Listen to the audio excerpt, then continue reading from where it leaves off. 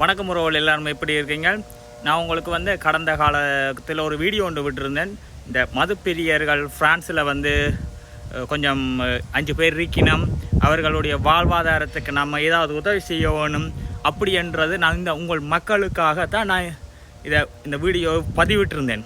அவர்களுக்கு ஏதோ ஒரு பிரயோசனம் கிடைக்கும் அப்படி என்ற பிள்ளை விட்டேன்.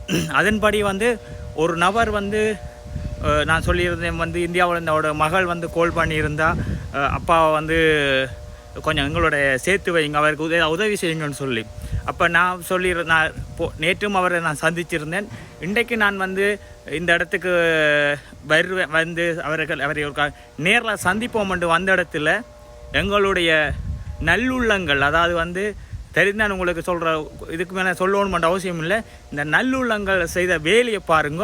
அவர்கள் தங்கியிருந்த இடத்தை வந்து அடித்து நொறுக்கி கொளுத்தி வச்சுக்கிறாங்க பாருங்க. வடிவா, நீங்கள் எதை செய்யணுமென்று நினைக்கிங்களோ அதை செய்யாமல் நீங்கள் இதை செய்து வச்சுக்கிறீங்க. இல்லை அடித்து நொறுக்கி அவர்களும் தாக்கப்பட்டிருக்கலாம்னு எனக்கு தோணுது. இங்கே பாருங்க, எல்லா இடமும் அடித்து நொறுக்கப்பட்டிருக்குது. செய்த வேலைகள் வந்து இவ்வளோ ஒரு கேவலமான ஒரு வேலை பாருங்க. எல்லாம் கொளுத்தி எரிக்கப்பட்டிருக்குது. இதுதான் நாங்கள் அவர்களுக்கு செய்ய வேண்டிய வேலையா என்று தான் தோணுது. ஒன்றும் இல்லாமல் கொளுத்தி இருக்கணும் பாருங்கள். இந்த சம்பவம் எப்போ நடந்திருக்குன்னு எனக்கு தெரியலை சரியாக. ஆனால் நான் வந்த இடத்துல இந்த சம்பவத்தை பார்க்கும் பொழுது எனக்கு மிக கவலையாக இருக்குது, மனவேதனை அளிக்கிறது. பாருங்க மக்களே, என்ன நடந்திருக்கான்னு நீங்களே பாருங்க. முற்றுமுழுதாக எரிக்கப்பட்டிருக்கு இடம். நல்ல உள்ளங்கள் நிறைய பேர் இதை செய்திருப்பீங்க.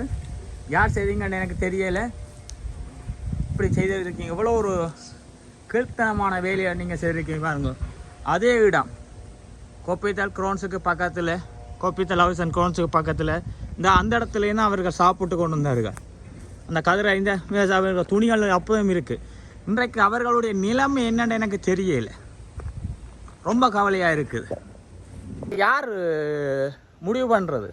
நீங்கள் சொன்ன விஷயம் வந்து உங்களது இந்த உறவினர்களுக்கான ஏதாவது ஒரு ஏற்பாடு செய்யுங்கன்னு நான் உங்களுக்கு கூறியிருந்தேன். இன்றைக்கு வந்து இந்த இடம் எரிக்கப்பட்டிருக்குது. வழியாக பாருங்க. என்ன பிரச்சனை உங்களுக்கு? உங்களுடைய நோக்கங்கள்லாம் என்ன? இவர்களுக்கு மறுவாழ்வு அளிக்கிறதுக்கு ஏதாவது ஒரு ஏற்பாடு செய்யுங்க, இவர்களுக்கு உணவு கொடுங்க என்று சொன்ன ஒரே ஒரு குற்றத்துக்காக இந்த இடம் எரிக்கப்பட்டிருக்குது. இன்றைக்கு இவர்களை நாங்கள் போய் இனிமேல் எங்கே சந்திக்கிறோம்? அந்த நபரை நாங்கள் எங்கே போய் சந்திக்க போகிறோம்? பாருங்க மக்கள், இதுதான் இன்றைய பிரான்ஸ் நிலைமை. பிரான்ஸ் இந்த நிலவரத்துக்கு யார் காரணம்? வதிவிட அனுமதி பிரச்சனை இருக்குது, வேலையின்மை பிரச்சனை இருக்குது. இவற்றையும் கடந்துதான் இவர்கள் வந்து இந்த இடத்துல வந்து இருந்திருக்கிறார்கள். ஏதோ என்னுடைய கண்ணுக்கு என்பட்ட விடயத்தை நான் தெரிவிச்சிருந்தேன். உங்களுக்கு பல பேருக்கு வேதனை அளித்திருந்தது. எல்லாரும் உதவி செய்யணும்னு நினைச்ச நீங்கள் இன்றைக்கு இந்த இடம் எரிக்கப்பட்டிருக்கு. யார் பொறுப்பு இதுக்கு? நான் வீடியோ போட்டது இந்த தப்பா இல்லை இந்த எரிக்கப்பட்டது யாரால் எரிக்கப்பட்டது? பாருங்க இடத்த மக்கள். என்னுடைய அடுத்த கட்ட வேலையை இதில் இருந்த ஒரு நபர் அவருடைய மகளின் கோரிக்கைக்கு ஏற்ப அவர்களிடம் சேர்க்கிற பொறுப்பை நான் செய்து கொடுப்பேன். அவரை நான் கண்டுபிடிக்கணும் அடுத்த இடம் எங்கே இருக்கிறாருன்றது.